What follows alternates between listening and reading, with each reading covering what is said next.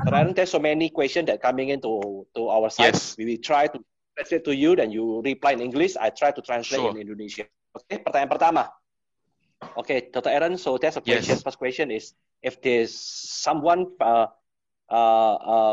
having this gastritis and is also diagnosed to have a leaking in the gastric, so he asking if this can be cured, and if this continue, it will create cancer possibility. Okay. Could you ask again, what does she mean by leaking? Sometimes when they feel bloated and in Indonesia everybody call it mah lah. Mah meaning like you have gastritis. Okay. So can it be cured? So yes. So there's two things you need to know.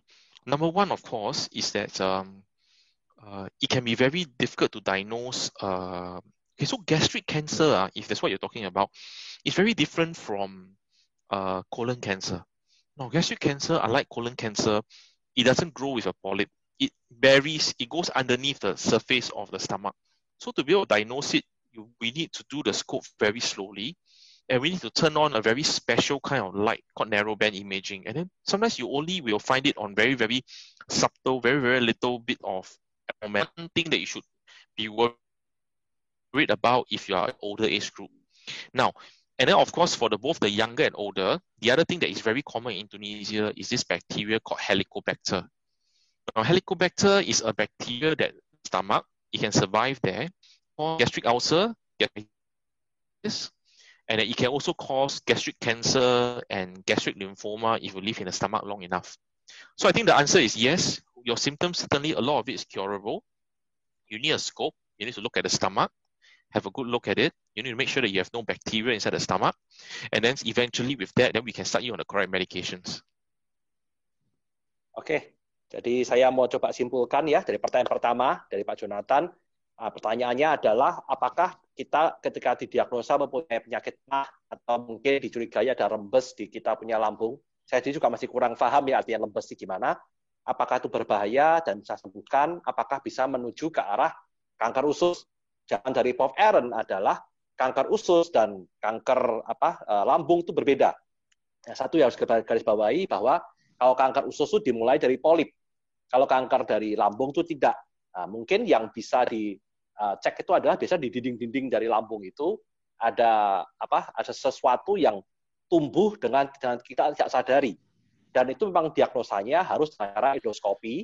Ya, ketika endoskopi itu dokter akan mempunyai alat khusus yang saya tahu sih dulu kayaknya yang bisa merubah warna. Jadi warnanya akan dirubah.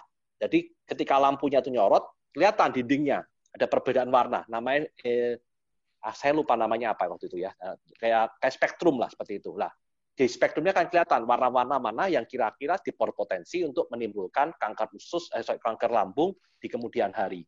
Tapi kalau itu memang arahnya ke kanker, untuk diagnosanya dibutuhkan skop dengan spektrum namanya gitu. Ya, untuk yang kedua sebabnya bisa disebabkan oleh lambung ini ada infeksi bakteri, helicobacter. Ya, jadi kalau memang betul dari helicobacter, kita obatin saja dengan obat dan biasanya akan sembuh. So you can see this. So, okay, Dr. Aaron, you want to add something? Yes, so you see this picture that I'm sharing with everyone. This is in fact a patient that I just scoped this morning. She's 72 years old. She has some gastric symptoms. So as you can see, this is what when we do the scope, we will pick some tissues and we send it for a test. So you can see it's red, and as you can see on the test kit here, red means it's positive. So in her case, she's got Helicobacter, which is causing all her gastritis, and she's going to need some treatment in terms of antibiotics to get rid of it. Oke, jadi ini Dr. Aaron menambahkan pagi ini, Dr. Aaron ada seorang pasien yang ingin mengobati sakit kanker ususnya, tapi dalam waktu yang skop yang sama, Dr. Aaron melakukan sedikit tes di lambungnya. Dan itu yang bagian merahnya itu adalah jaringan yang diambil sedikit dari lambungnya. Kalau hasilnya warnanya merah, itu artinya memang ada infeksi Helicobacter. Dan karena itu hasilnya merah, maka Dr. Aaron melakukan memberikan sedikit obat-obatan bagi pasien ini untuk bisa dikonsumsi untuk supaya penyakit mahnya ini sembuh karena adanya infeksi Helicobacter. Terima kasih. Pertanyaan kedua. Okay, the question is colon cancer can happen to teenager. Yes, it can. I've got my youngest patient was 27. The next one was 35, and the next one was 39. So yes, correct, colon cancer can happen in the young, though it is not common. But how about teenager? Teenager, less likely.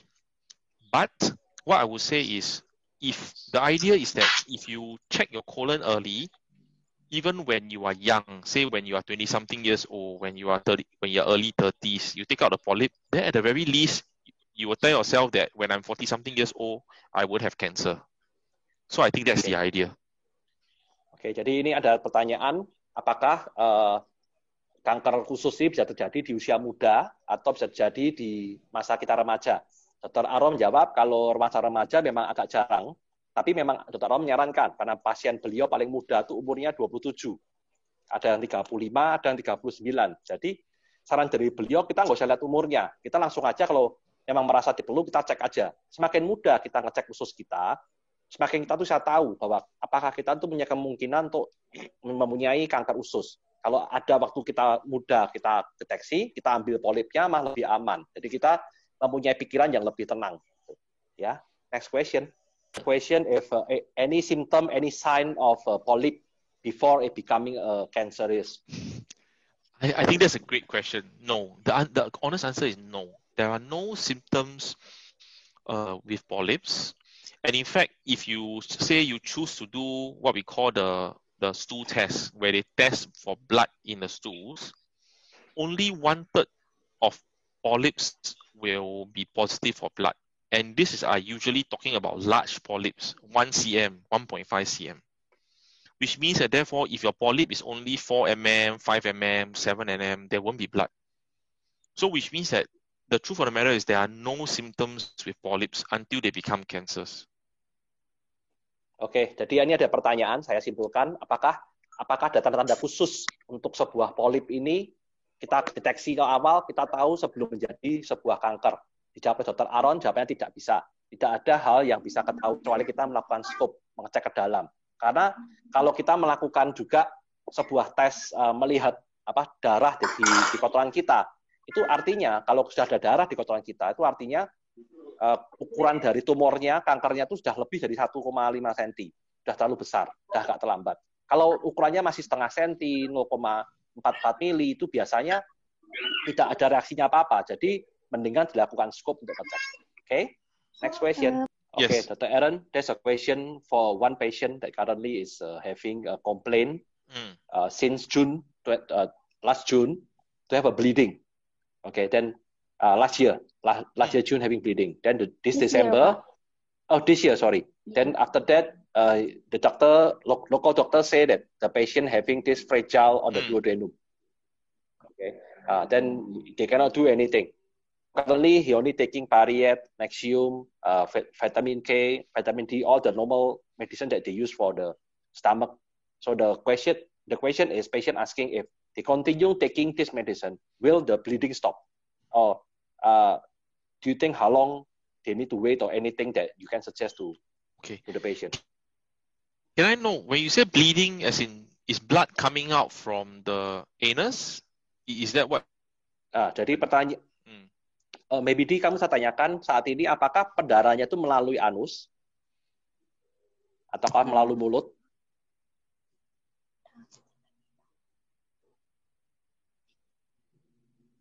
Mungkin pasiennya bisa bicara pakai mic, nggak apa-apa, biar cepat.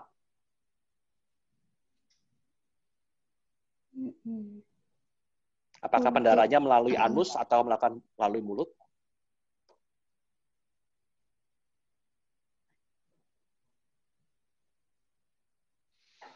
Okay, but I just answer first. Now, so assuming that when you say bleeding is like bleeding from the stomach or the duodenum, then the answer is, if the patient has been going on for so long and with the medications, most likely the bleeding would have slowed down by now. So I think most likely maybe she has an ulcer in the duodenum, or she's got duodenitis, which is inflammation of duodenum. So usually the medicines that what you say, Pariet and all, will help. That one is true. But if it's still going on, the bleeding after so many months of taking the medicine, then I think it's very important that number one, she get a scope. move number one from the top to look at the duodenum and from the bottom to look at the colon, because sometimes you don't really know where the bleeding is coming from, and it's very important to check both places. Oke, jadi ini ada pertanyaan, seorang pasien mengalami pendarahan, ya, tapi belum diketahui pendarahannya dari mana. Kita akan asumsi pendarahannya itu dikeluarkan melalui anus. Dan dokter di sini mendiagnosa ada kerapuan di usus 12 jari. Dan saat ini mengkonsumsi obat-obatan yang normal, dikonsumsi Pariet, lah, Nexium, dan beberapa vitamin. Apakah akan membantu untuk pendarahan itu stop? Dr. Aaron menjawab bahwa kalau kita sudah mengalami pendarahan segitu lamanya, seharusnya mengkonsumsi obat-obatan itu betul bisa membuat pendarahannya itu stop. Jadi atau setidaknya berkurang. Jadi pasien bisa mengecek apakah pendarahannya saat ini berkurang, apakah tetap sama. Kalau pendarahannya itu sama, maka disarankan segera dilakukan endoskopi dan juga kolonoskopi. Endoskopi itu kita skop dari atas, kolonoskopi skop dari bawah untuk memastikan lokasi pastinya tuh pendarahannya itu mulai dari mana. Karena dengan tanda-tanda seperti ini dicurigai memang ada ulcer ya kayak jerawat di usus 12 jari, tapi kan biasa dipastikan sebelum adanya skop. Jadi harus dipastikan dulu kalau memang pendarahannya belum berhenti ya segera lakukan skop. Seperti itu. Oke, next question. Okay, so what's the best age to do the colonoscopy? Okay, so there's two answers to this. Now, the first answer is the official answer, which is from all the major colorectal societies around the world. They say 50. Then the second answer is the answer from myself, whereby all I can say is that I did my own scope when I started when I was 37. And I felt that I was at 37, I was a bit late. I should have started maybe about 35 or 33. So that is the second part of the advice comes from myself as a colorectal surgeon. So there's two answers. Oke, jadi teman-teman ini saya simpulkan ada pertanyaan. Jadi umur yang paling bagus buat kita melakukan kolonoskopi itu kapan? Biar kita bisa deteksi kanker usus secara dini. Dijawab oleh Dr. Aaron, kalau ditanya ke seorang ahli-ahli di dunia ini, jawaban standarnya pasti satu, umurnya 50 tahun. Ya, tapi Dr. Aaron pribadi melakukan kolonoskopi ketika umur 37. Dan Dr. Aaron merasa ketika 37 itu dia melakukan pun merasa kayaknya sudah terlambat. Harusnya mungkin dilakukan 30 atau 35 tahun. Jadi ada dua jawaban untuk ini. Seperti itu. Ya, terima kasih. Mungkin sebelum next question. The society says scope in 5 to 10 years in between. That means you do scopes every 5 to 10 years. I do my own scope every 3 years. Oke, jadi ini ada dua pendapat lagi. Berapa kali kita harus melakukan skop lanjutan? Kalau dari jawaban ahli-ahli di dunia, itu adalah antara 5 dan 10 tahun. Kita harus melakukan kolonoskopi ulang. Tapi Dr. Aaron sendiri, pendapat pribadinya adalah setiap 3 tahun. Setiap 3 tahun beliau akan mengulang kolonoskopinya. Sebelum saya lanjutkan pertanyaannya, ada pertanyaan masuk ke redaksi saya secara japri. Saya bacakan dulu. Oke. Between the two, large polyp, which is one has a higher risk of turning into cancer, but the guidelines also say that if you have 3 polyps or more found in one scope, you should repeat scope 1 year later. So both is equally but dangerous. The large scope, the large polyp is higher chance to turn into cancer. Oh, okay. But the multiple polyp means that you must at least repeat your scope 1 year later. I got it. Oke, jadi ini saya simpulkan ada pertanyaan datang dari redaksi saya. Lebih bahaya mana? Kita didiagnosa mempunyai satu polip yang besar sekali atau polip kecil-kecil tapi banyak. Ya, Dr. Aaron menjawab bahwa lebih bahaya yang mempunyai satu polip yang besar. Karena itu biasanya mengarah ke kanker. Tetapi yang mempunyai polip kecil-kecil banyak juga disarankan untuk bisa melakukan skop setiap tahun untuk ngecek apakah polipnya ini potensi ke kanker. Jadi saya ulang jawabannya, lebih berbahaya yang mempunyai satu dengan ukuran besar. Oke, ada pertanyaan kedua, Dok. Sorry, I cut first. So there is no fixed figure, but I think it is more, if between the two, it is really about time. So if, for example, you lost weight of 2-3 kilogram, 4 kilogram in say 2 months, 3 months, that is actually more worrying than you tell me that you lose 8 or 10 kilogram in 3 years. Oh. Yes, it's more important. If I have to choose one, I would say it is how short a time that you lost weight. Oke, jadi satu lagi, saya ada satu pertanyaan lagi yang masuk ke redaksi saya. artinya Dr. Aaron mengatakan bahwa turun berat badan secara tiba-tiba itu sebagai sinyal, sebagai tanda, sebagai kita tuh mungkin mempunyai potensi ke arah kanker usus. Jadi sebenarnya tuh patokannya gimana? Turunnya tuh seberapa cepat atau seberapa banyak turun berat badannya itu bisa kita anggap kita berbahaya. Nah, jadi Dr. Aaron menjawab bahwa yang paling penting itu bukan banyaknya turunnya berat badan kita, tapi seberapa cepat. Ilustrasi yang disebutkan Dr. Aaron tadi, ketika seorang itu turun berat badan kira-kira 3-4 kilo di dalam 2-3 bulan, dibandingkan 8-10 kilo dalam 8 tahun. Dr. Aaron malah milih yang bahaya tuh yang 3-4 kilo dalam waktu 3 bulan. Karena waktunya sangat pendek, tiba-tiba turun. Jadi, mungkin Bapak Ibu bisa perhatikan, ciri-cirinya turun berat badan itu seperti apa. Oke, next question. Sorry. Continue. Is if a patient, the father having a colorectal cancer because of his lifestyle, you think it will come down to the next generation as son or daughter to have the same sickness as a genetic, so-called genetical issues for them? So the answer is we don't know. Or rather, we don't know whether it can be transmitted, whether it is because of genes or because of your father's lifestyle, habit, smoking, drinking. But what we know for sure is we don't take chance. So we always say the same thing. Your father got colorectal cancer at what age? 10 years before, you must do a scope. Yes. If your father got it at 70, doesn't mean you do at 60. Then at the very least, you should start when you are about 45, 50 years old. Oke. Jadi ada pertanyaan, ketika kita mempunyai seorang ayah dan ayah tersebut mempunyai kanker usus, apakah kanker usus itu akan menurun pada anaknya? Dijawab oleh Dr. Aaron, kita tidak tahu dan tidak pernah akan tahu, karena kanker usus itu sebabnya bisa banyak, belum tentu dari lifestyle saja, bahwa kita tuh lifestyle-nya minum-minum, suka makanan nggak sehat, atau bisa kita turunkan daripada keturunan pada orang tua. Tapi patokannya seperti ini, Dr. Aaron menyarankan ketika kita tahu ayah kita tuh diagnosa sakit kanker tadi pada pada umur 70 tahun, berarti setidaknya kita tuh ngecek bukan 10 tahun dari itu, maksudnya umur 60, tapi kalau bisa kita mulai umur 50 atau bahkan 45.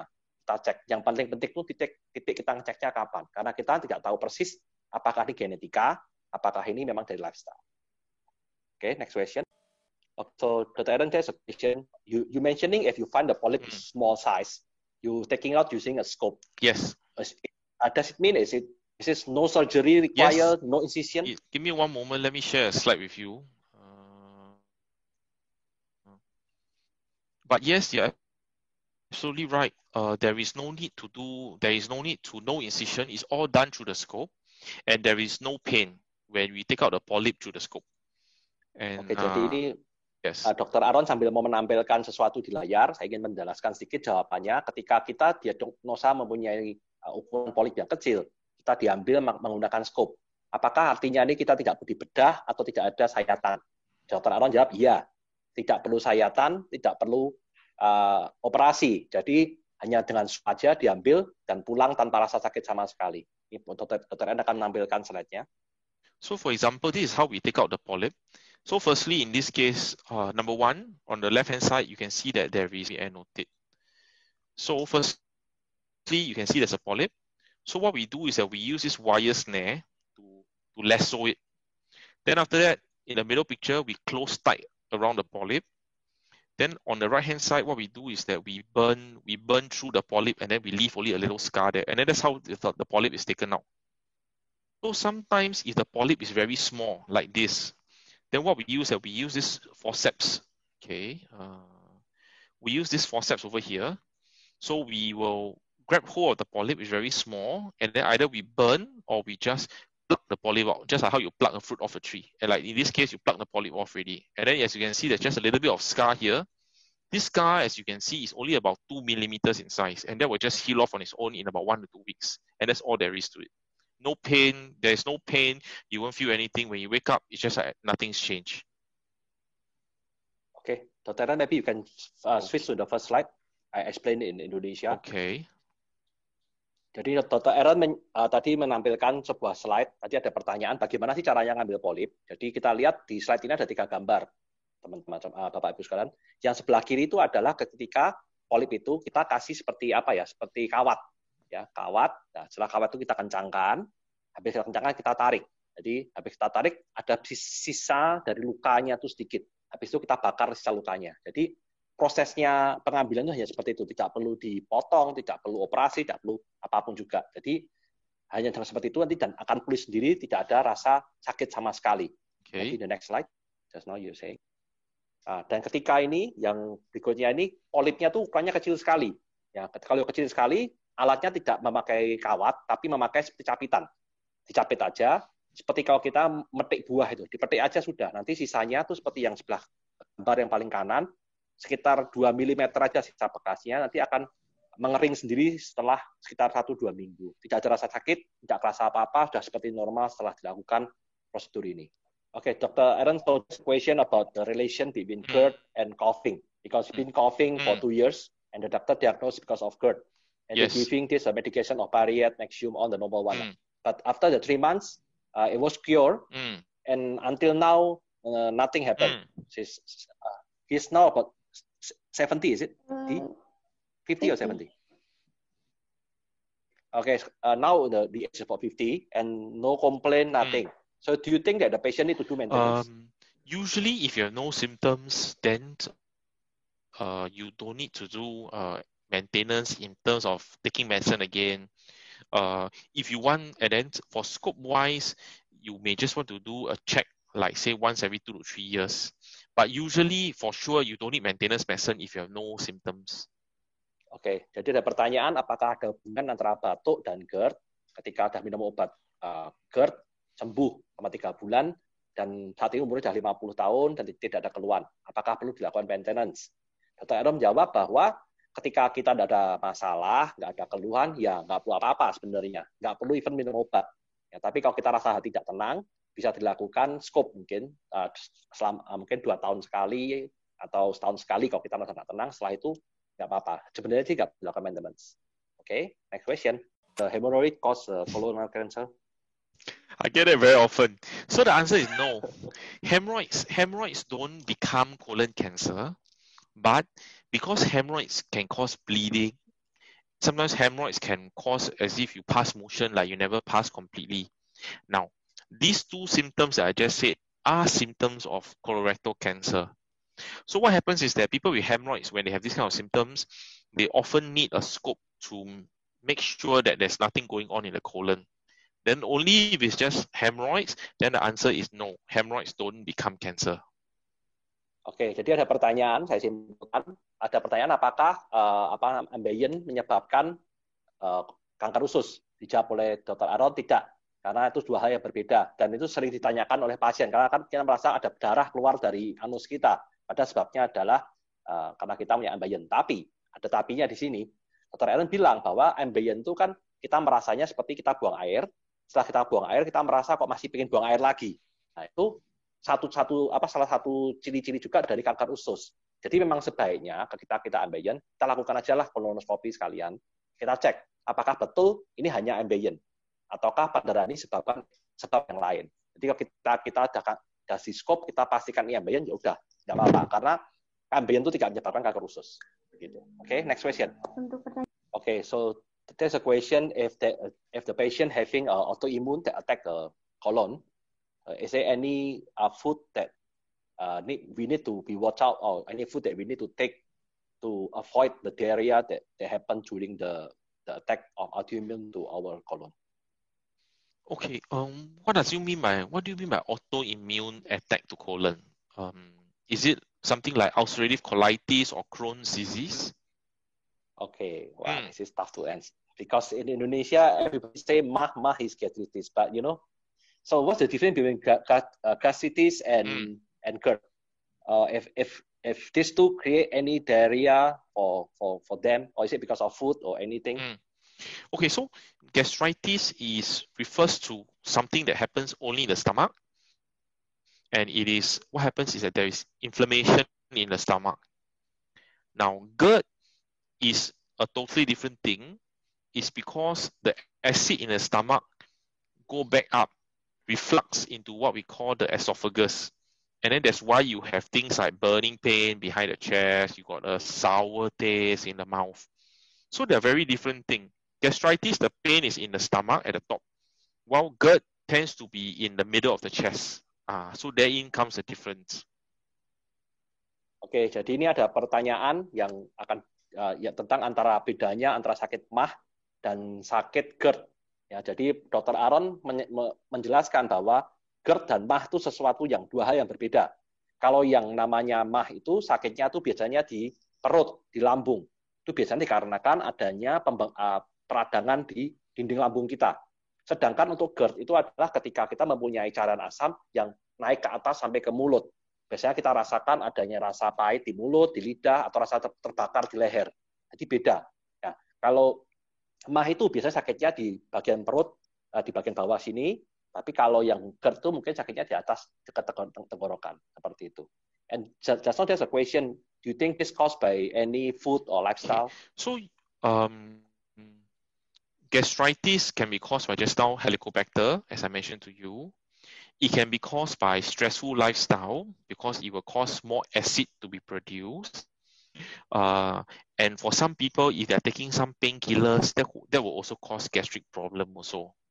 So that is for gastric. Now, for GERD, or what we call reflux, some people have the opening into the stomach a bit more loose, what we call a hiatus hernia, so which is why they can have reflux.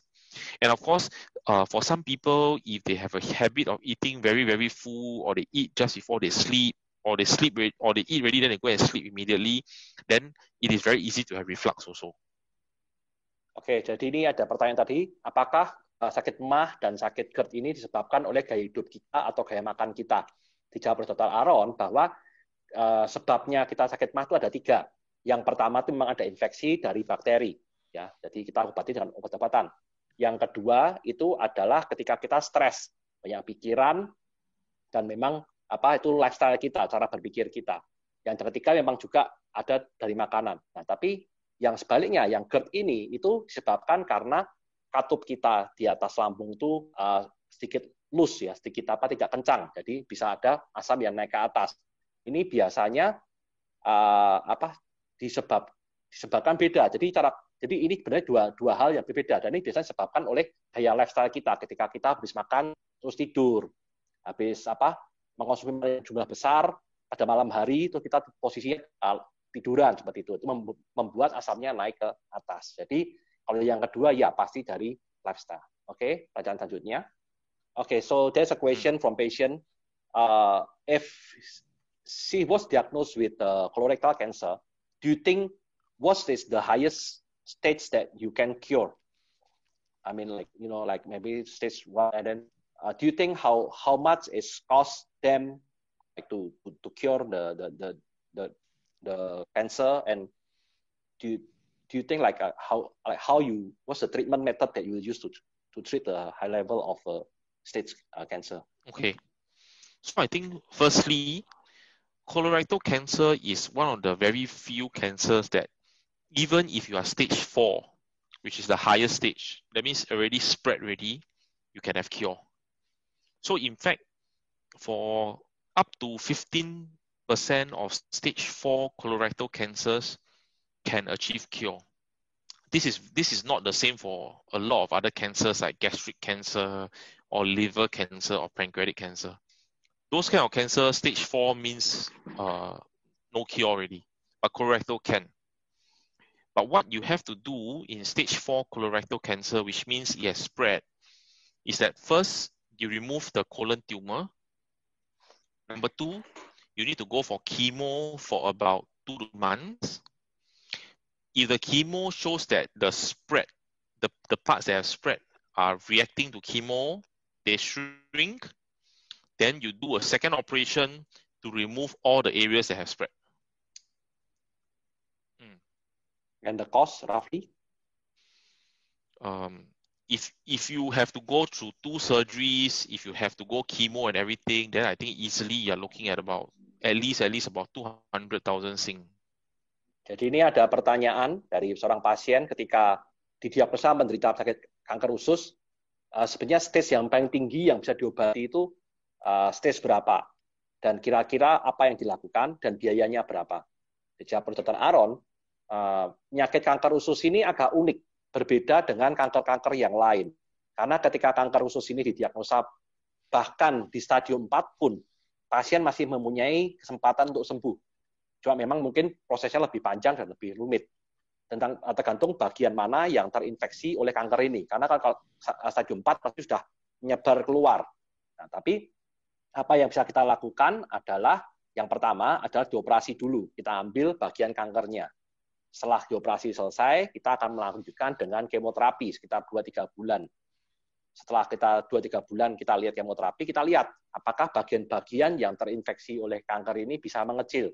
Apa yang di luar juga bisa bisa mengecil. Kalau iya, akan dilakukan operasi yang kedua untuk membersihkan semua bagian yang sudah terinfeksi. Untuk biaya, dijawab oleh Dr. Aaron, tergantung dari prosesnya. Kalau hanya operasi saja selesai, ya biayanya lebih murah. Kalau di kemo aja, ya mungkin biayanya lebih murah. Tapi kalau harus semua ini dilakukan dari operasi pertama, kemo, operasi lagi, ya mungkin biayanya 100-200 ribu SGD mungkin kalau harus dilakukan semua. Tapi tergantung dari kasus per kasusnya, bagaimana kita akan merespon pada penyakit ini. Okay, next question. This question about the acid in the gastric. Do you think it cause cancer? Gastric in the stomach doesn't cause cancer, but if the gastric reflux into the esophagus, then you can get Barrett's, and then your cancer risk will be higher for esophagus.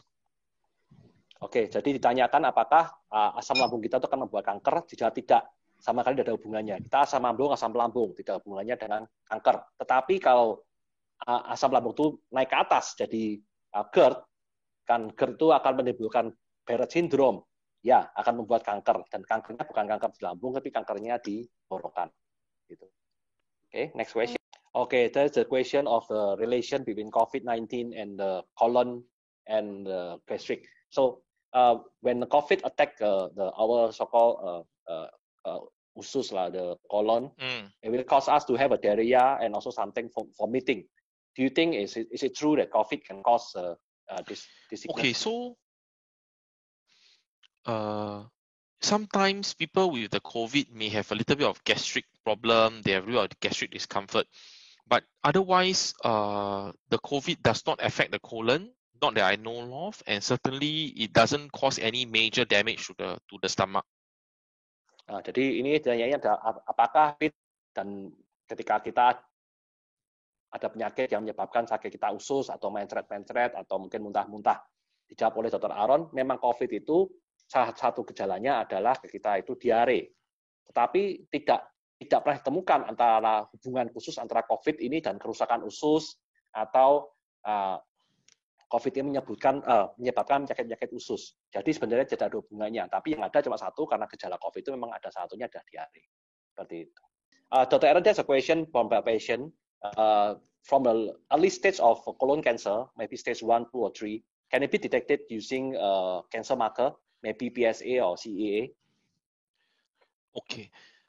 So the answer is that only up to 1/3 of colorectal cancer, right, don't have abnormal CEA.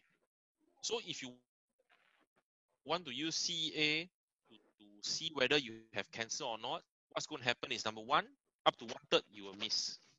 Number two, if you are hoping to look for polyp do not cause raised CEA.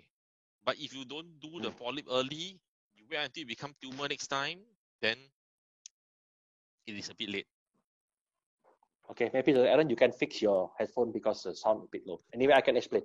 Okay, jadi gini ada pertanyaan, apakah ketika kita mempunyai rasa diagnosa kanker usus dengan stadium yang awal seperti 1, 2, dan 3, bisa kita deteksi menggunakan PSA. Jadi tadi saya koreksi bahwa harusnya itu bukan PSA, tetapi CEA. Karena kanker markernya bukan PSA. PSA itu buat prostat, yang CEA buat kanker usus. Kembali ke sini, jawabnya Prof. Dr. Aaron bahwa sebenarnya CEA sendiri atau kanker marker buat usus ini itu tidak bisa mendeteksi secara akurat. Hanya sepertiga dari kanker usus ini yang bisa dideteksi dengan CEA. Jadi kalau kita hanya menggunakan CEA sebagai alat kita untuk mendeteksi kanker ini adalah salah.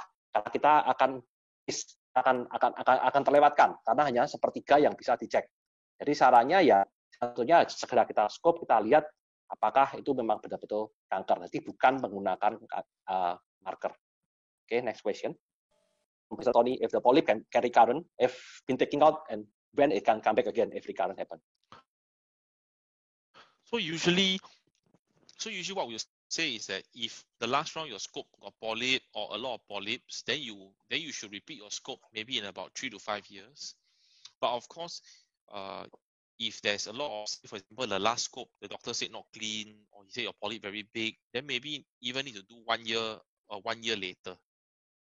Oke, jadi ditanya apakah polip dapat kembali dan bagaimana harus scope. Jadi polip memang betul bisa terjadi lagi dan tergantung juga dari ukuran polipnya. Kalau ukurannya kecil-kecil, sudah diambil, ya mungkin kita bisa endoskopi lagi 3-4 tahun ke depan. Kalau memang harus dilakukan, diambil lagi. Tapi kalau polipnya bukan besar, 1 cm, nah mungkin bisa dilakukan kolonoskopi secara setahunan. Jadi setiap tahun dilakukan kolonoskopi untuk mencegah hal-hal yang tidak baik. Oke?